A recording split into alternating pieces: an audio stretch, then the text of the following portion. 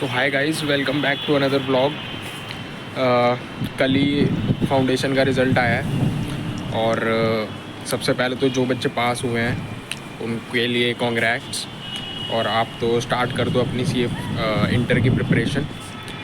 अब जो फेल हुए हैं मेरे ख्याल से 30% रिज़ल्ट है और 70% फेल हुए हैं, है ना।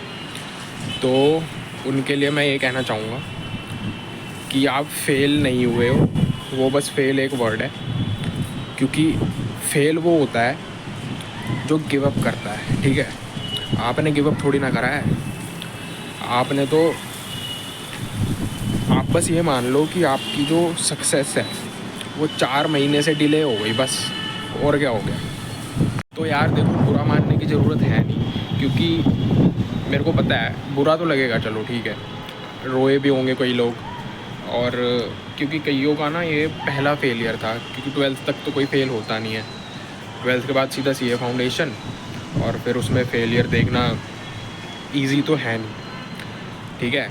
तो एक मिनट में मैं ज़रा बैठ के बात करूँ। तो भाई मैं ये कह रहा था कि परेशान होने की ज़रूरत है नहीं, क्योंकि अब कितना टाइम बचा है। जून में पेपर है, 4 महीने बचे हैं, ठीक है। तो ये परेशान होके साइड में बैठने का टाइम नहीं है, ये कमबैक का टाइम है। अब एक बात सुनो, जो शेर होता है ना, वो भी जब शिकार करता है 2 कदम वो भी पीछे लेता है। तो ये आपके वो वाले 2 कदम हैं जो आपने पीछे लिए हैं, और आप कमबैक करोगे। जून में पेपर है तो आप उसमें कमबैक करके देखोगे। भाई सबसे बड़ी बात होती है माइंड सेट, ठीक है। माइंड सेट अब क्या होना चाहिए और क्या है आपका। कई लोगों का माइंडसेट ये होगा कि यार फेल हो गया, अब तो क्या ही करूँगा, लोगों को मुंह नहीं दिखा पाऊँगा, कोई भी आएगा मजाक उड़ा के चला जाएगा, ये तो मेरे साथ ही था, ये मेरे से आगे निकल गया है। तो ये सब है माइंडसेट, ठीक है।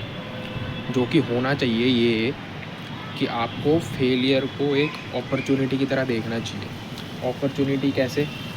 अपॉर्चुनिटी ऐसे कि आपको एक रिवीजन का मौका और मिलेगा। फाउंडेशन के आपके जो ग्रिप है फाउंडेशन पे, वो इतनी सही हो जाएगी ना।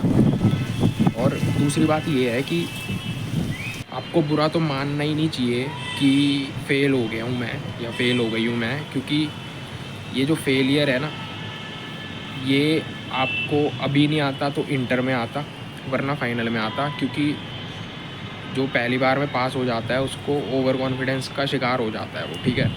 तो आपको तो अच्छा लगना चाहिए कि आपका फेलियर आपको पहले मिल गया है। अब आप इससे अब आपको ये सोचना चाहिए कि अब आप ऐसी गलतियां करोगे ही नहीं जिससे आप फेल हुए थे। आप सीए इंटर में भी ऐसे ही प्रिकॉशन के साथ स्टेप लोगे, फाइनल में भी ऐसे स्टेप लोगे, क्योंकि आपको पता है कि मैं किस वजह से फ़ेल हुआ था या हुई थी।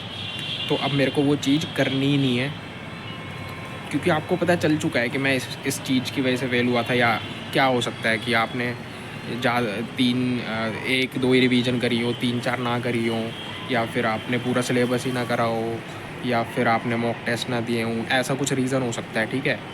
तो आपको वो पता चल चुका है कि हाँ मैंने ये चीज़ नहीं करी थी तो मैं इस वजह से फ़ेल हुआ हूँ।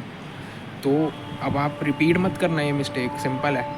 तो अब आपको ये फ़ील होना चाहिए कि अब आपका सीए इंटर भी सिक्योर है और फाइनल भी सिक्योर है, क्योंकि अब आप डबल मेहनत करोगे। तो बस यार यही बताना था आपको। और ज़्यादा बुरा मानने की ज़रूरत है नहीं, क्योंकि टाइम कम है। बुरा मानने का सच में टाइम है नहीं। जून में फिर से पेपर है और रॉक करना है बस। तो इसी के साथ ये व्लॉग एंड करता हूँ मैं। Thanks for watching. मिलता हूँ आपसे नेक्स्ट व्लॉग में। Bye bye.